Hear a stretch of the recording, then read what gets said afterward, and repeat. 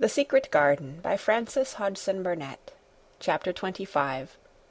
The Curtain. And the secret garden bloomed and bloomed, and every morning revealed new miracles. In the robin's nest there were eggs, and the robin's mate sat upon them, keeping them warm with her feathery little breast and careful wings. At first she was very nervous, and the robin himself was indignantly watchful. Even Dickon did not go near the close-grown corner in those days, but waited until by the quiet working of some mysterious spell he seemed to have conveyed to the soul of the little pair that in the garden there was nothing which was not quite like themselves, nothing which did not understand the wonderfulness of what was happening to them, the immense, tender, terrible, heart-breaking beauty and solemnity of eggs. If there had been one person in that garden who had not known, through all his or her innermost being, that if an egg were taken away or hurt, the whole world would whirl round and crash through space and come to an end, if there had been even one who did not feel it and act accordingly, there could have been no happiness, even in that golden springtime air. But they all knew it, and felt it, and the robin and his mate knew they knew it. At first the robin watched Mary and Colin with sharp anxiety. For some mysterious reason he knew he need not watch Dickon. The first moment he set his dew-bright black eye on Dickon, he knew he was not a stranger, but a sort of robin without beak or feathers. He could speak robin, which is a quite distinct language, not to be mistaken for any other. To speak robin to a robin is like speaking French to a Frenchman. Dickon always spoke it to the robin himself, so the queer gibberish he used when he spoke to humans did not matter in the least. The robin thought he spoke this gibberish to them because they were not intelligent enough to understand feathered speech. His movements were also robin. They never startled one by being sudden enough to seem dangerous or threatening. Any robin could understand Dickon, so his presence was not even disturbing. But at the outset it seemed necessary to be on guard against the other two. In the first place, the boy creature did not come into the garden on his legs. He was pushed in on a thing with wheels, and the skins of wild animals were thrown over him. That in itself was doubtful. Then, when he began to stand up and move about, he did it in a queer, unaccustomed way, and the others seemed to have to help him. The robin used to secret himself in a bush and watch this anxiously, his head tilted first on one side and then on the other. He thought that the slow movements might mean that he was preparing to pounce, as cats do. When cats are preparing to pounce, they creep over the ground very slowly. The robin talked this over with his mate a great deal for a few days, but after that he decided not to speak of the subject, because her terror was so great that he was afraid it might be injurious to the eggs. When the boy began to walk by himself, and even to move more quickly, it was an immense relief. But for a long time, or it seemed a long time to the robin, he was a source of some anxiety. He did not act as the other humans did. He seemed very fond of walking, but he had a way of sitting or lying down for a while, and then getting up, in a disconcerting manner, to begin again. One day the robin remembered that when he himself had been made to learn to fly by his parents, he had done much the same sort of thing. He had taken short flights of a few yards, and then had been obliged to rest. So it occurred to him that this boy was learning to fly, or rather to walk. He mentioned this to his mate, and when he told her that the eggs would probably conduct themselves in the same way after they were fledged, she was quite comforted, and even became eagerly interested, and derived great pleasure from watching the boy over the edge of her nest, though she always thought that the eggs would be much cleverer and learn more quickly. But then she said indulgently that humans were always more clumsy and slow than eggs, and most of them never seemed really to learn to fly at all. You never met them in the air, or on tree-tops. After a while the boy began to move about as the others did, but all three of the children at times did unusual things. They would stand under the trees, and move their arms and legs and heads about in a way which was neither walking, nor running, nor sitting down. They went through these movements at intervals every day, and the robin was never able to explain to his mate what they were doing or trying to do. He could only say that he was sure that the eggs would never flap about in such a manner, but as the boy who could speak robin so fluently was doing the thing with them, birds could be quite sure that the actions were not of a dangerous nature. Of course, neither the robin nor his mate had ever heard of the champion wrestler, Bob Hayworth, and his exercises for making the muscles stand out like lumps. Robins are not like human beings. Their muscles are always exercised from the first, and so they develop themselves in a natural manner. If you have to fly about to find every meal you eat, your muscles do not become atrophied. Atrophied means wasted away through want of use. When the boy was walking and running about and digging and weeding like the others, the nest in the corner was brooded over by a great peace and content. Fears for the eggs became things of the past. Knowing that your eggs were as safe as if they were locked in a bank vault, and the fact that you could watch so many curious things going on, made setting a most entertaining occupation. On wet days the egg's mother sometimes felt even a little dull, because the children did not come into the garden. But even on wet days it could not be said that Mary and Colin were dull. One morning when the rain streamed down unceasingly, and Colin was beginning to feel a little restive, as he was obliged to remain on his sofa because it was not safe to get up and walk about, Mary had an inspiration.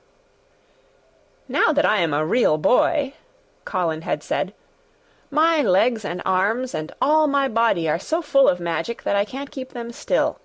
They want to be doing things all the time. Do you know that when I waken in the morning, Mary, when it's quite early and the birds are just shouting outside, and everything seems just shouting for joy, even the trees and things we can't really hear, I feel as if I must jump out of bed and shout myself.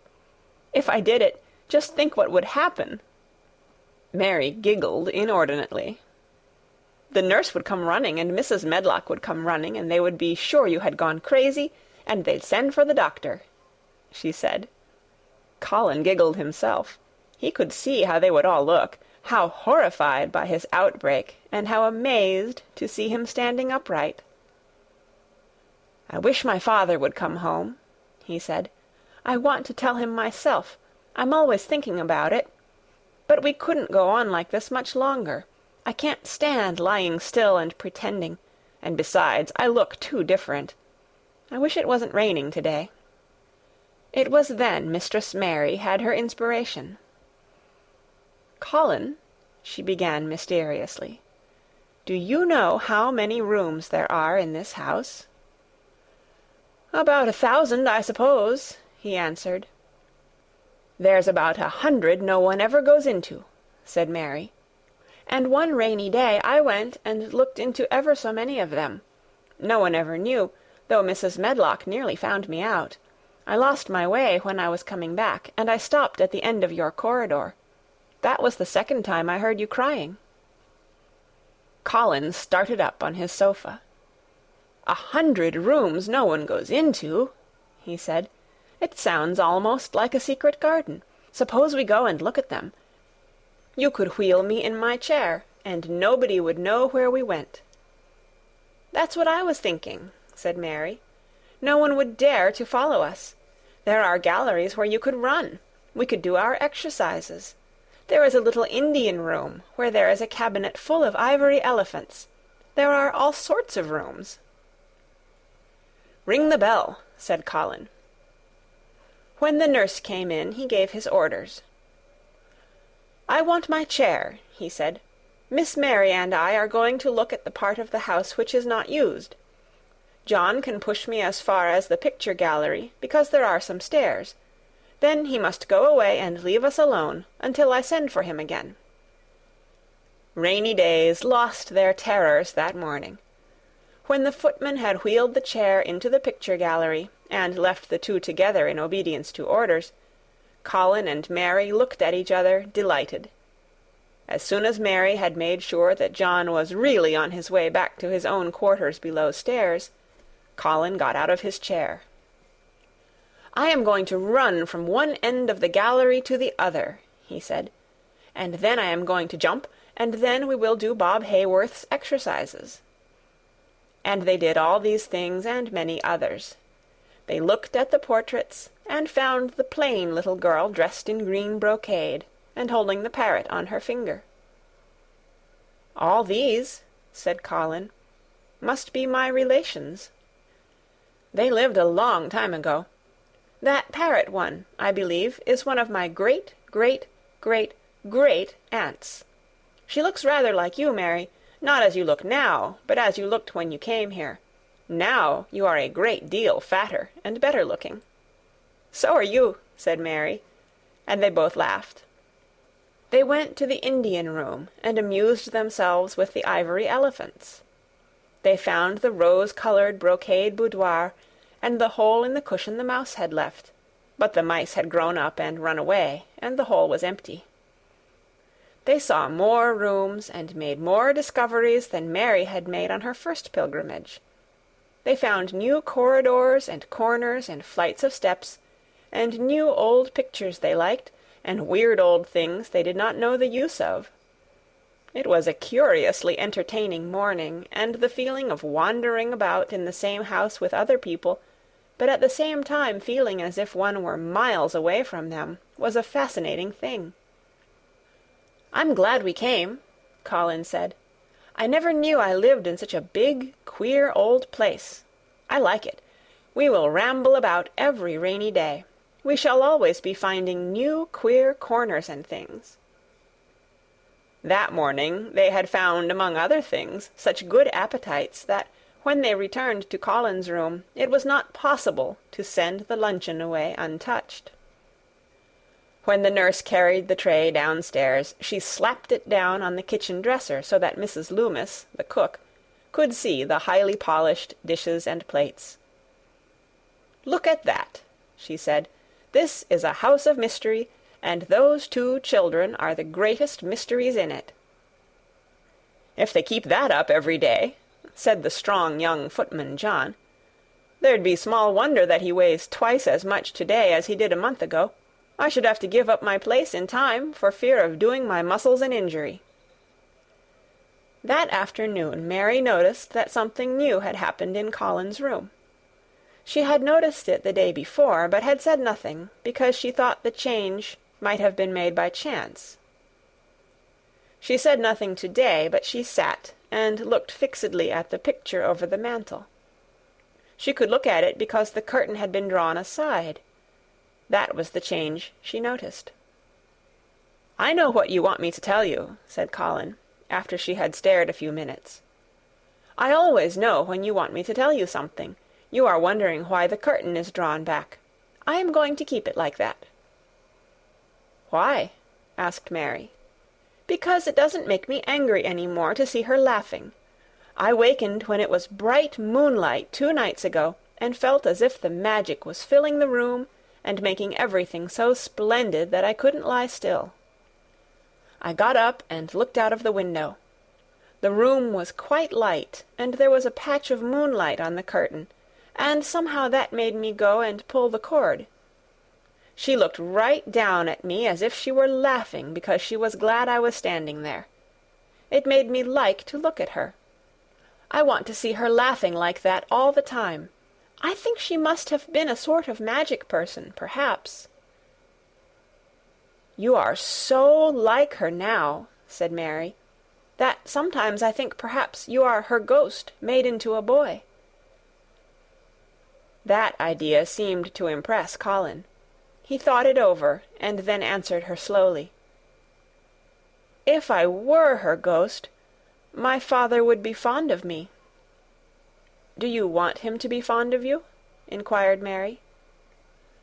"I used to hate it because he was not fond of me. If he grew fond of me, I think I should tell him about the magic. It might make him more cheerful." End of chapter 25.